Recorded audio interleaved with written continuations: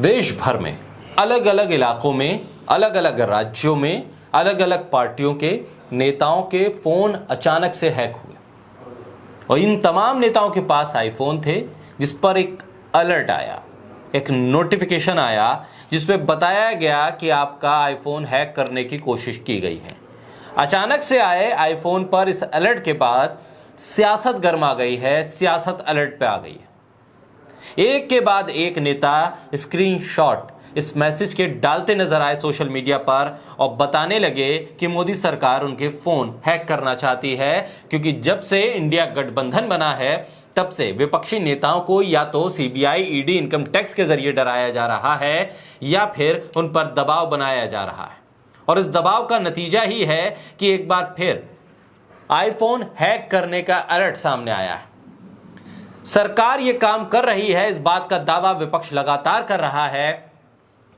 विपक्षी नेताओं के फोन हैक होना या हैक करने की कोशिश करना नई बात नहीं है। इससे पहले राहुल गांधी भी मोदी सरकार पर पेगासस सॉफ्टवेयर के जरिए जासूसी करवाने के आरोप लगा चुके हैं। मामला सुप्रीम कोर्ट में है, लेकिन सरकार है कि मानने को तैयार नहीं। बोलता हिंदुस्तान पर मैं हूं आपके साथ मिर्जा शाकिर अली बेग। आईफोन पर जो अलर्ट भेजा गया जिसपे कहा गया है कि इन नेताओं का फोन किसी सरकारी सॉफ्टवेयर का शिकार हुआ है। कई विपक्ष के नेताओं ने यह जानकारी सोशल मीडिया पर साझा की, इससे देश में बड़ी हलचल मच गई है। इससे पहले विपक्षी दलों ने सरकार पर पेगासस का इस्तेमाल करने का आरोप पहले भी लगाया है। गृह मंत्रालय को इस मामले में फौरी कार्रवाई करनी भी चाहिए, क्योंकि विपक्ष के नेताओं के आरोप बहुत ज्यादा संगीन हैं। देश के सामने तथ्य आने चाहिए, नहीं तो सोशल मीडिया और चुनाव के दौर में विपक्षी नेताओं की जासूसी का मामला अगर गरमाएगा तो नुकसान सरकार को ही होगा। महुआ मोइत्रा और प्रियंका चतुर्वेदी के आईफोन के हैक करने की कोशिश करने वाला ट्वीट सामने आने के बाद एक नेता सामने आने लगे और बताने लगे कि उनका भी आईफोन हैक करने की कोशिश हुई है, उनको भी एक अलर्ट मैसेज आया है। पेगासस के जरिए जासूसी का आरोप 2021 में राहुल गांधी के अलावा कई और पत्रकार भी लगा चुके हैं। इसलिए जांच बेहद ज्यादा जरूरी है और सरकार अगर जांच से भागेगी, इन तमाम दावों से इनकार करती रहेगी तो ये और रहस्य गहरा जाएगा। विपक्ष के कई नेताओं ने दावा किया है कि उनके आईफोन की निगरानी की जा रही है। ये निगरानी सरकार कर रही है। इसका मतलब है कि उनके फोन पर होने वाली हर बातचीत, हर गतिविधि का रिकॉर्ड लिया जा रहा है। हालांकि एप्पल ने अभी तक इस पर जो प्रतिक्रिया दी है उसमें उसने सरकारी किसी भी हैकिंग के दावे से इनकार किया है। अलर्ट में यह कहा गया है कि हैकर उनके फोन की जानकारी लेने की कोशिश कर रहे हैं। यह मैसेज वार्निंग अलर्ट के तौर पर आया है। इसके जरिए दूर से कोई भी फोन का डाटा, कैमरा, माइक्रोफोन को कंट्रोल कर सकता है, इस बारे में जानकारी दी गई है।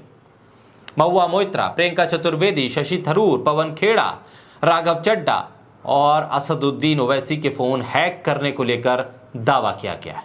और ये तमाम नेता अलग अलग पार्टियों से हैं। टीएमसी, शिवसेना, उद्धव गुट, कांग्रेस, एमआईएम, इन तमाम नेताओं के तरफ से जो सोशल मीडिया पर पोस्ट डाले गए हैं उसने साफ कर दिया है कि आईफोन के हैक होने का मैसेज सिर्फ एक नेता को नहीं, देश के विपक्ष के हर नेता को आया है, लगभग हर पार्टी के नेता को।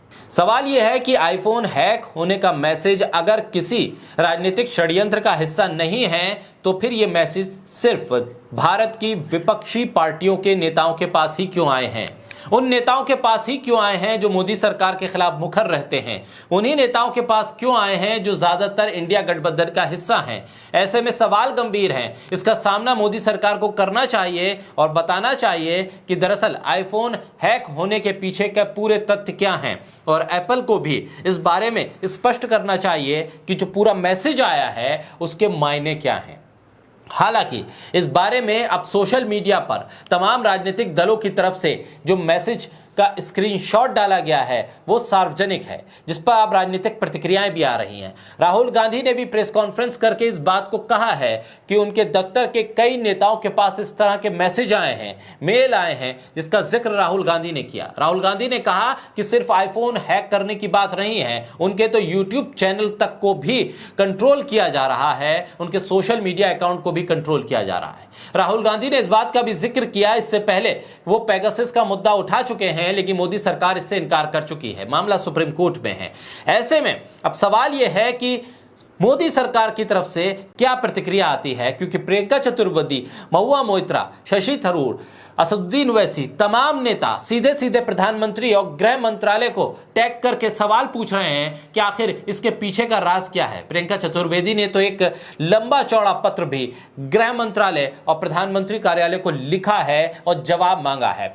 ये तमाम चीजें तब हो रही हैं जब महुआ मोइत्रा के साथ पूछताछ एथिक्स कमेटी के सामने होनी है, उनसे सवाल जवाब होने हैं। इससे पहले इस तरह की फोन हैकिंग के अलर्ट आना सियासत को उबाल पर लेकर आएगा। विधानसभा चुनाव हो रहे हैं और इन चुनावों के बीच में ये मोदी सरकार के लिए बड़ी मुश्किल का सामना होगा कि जब उनके ऊपर विपक्ष के नेताओं के फोन हैक करने के आरोप लगे। अगर सरकार इनसे इनकार करेगी और तमाम तथ्य पेश करेगी, तब जाकर इस पर कोई स्थिति स्पष्ट हो पाएगी। लेकिन सवाल अभी भी यह बना हुआ है कि सिर्फ विपक्ष के नेताओं के पास ही क्यों इस तरह के अलर्ट मैसेज आ रहे हैं।